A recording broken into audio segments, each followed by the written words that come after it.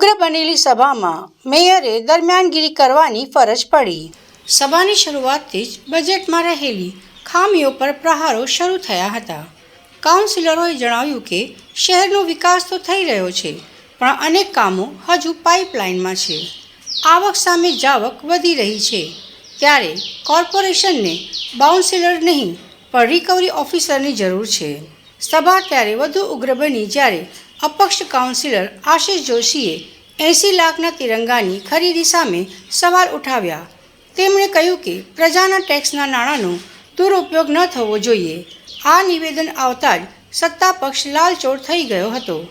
તિરંગો દેશની આન બાન શાન છે, તેની કિંમત જ ન જોવાની હોય તેમ કહી મેયર અને સત્તાપક્ષના સભ્યોએ ભારત માતા કી જય અને વંદે માતરમના નારા લગાવી આખું ગ્રહ ગજવી મૂક્યું હતું। આક્ષેપ પ્રતિ આક્ષેપો એટલા વધ્યા કે મેયરે દરમિયાનગીરી કરવી પડી।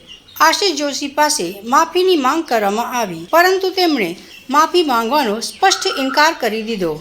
અંતે વાતાવરણ વધુ તંગ બનતા સભાને તારીખ 18મીએ સવારે 10:30 વાગ્યા સુધી મુલતવી રાખવાની ફરજ પડી હતી।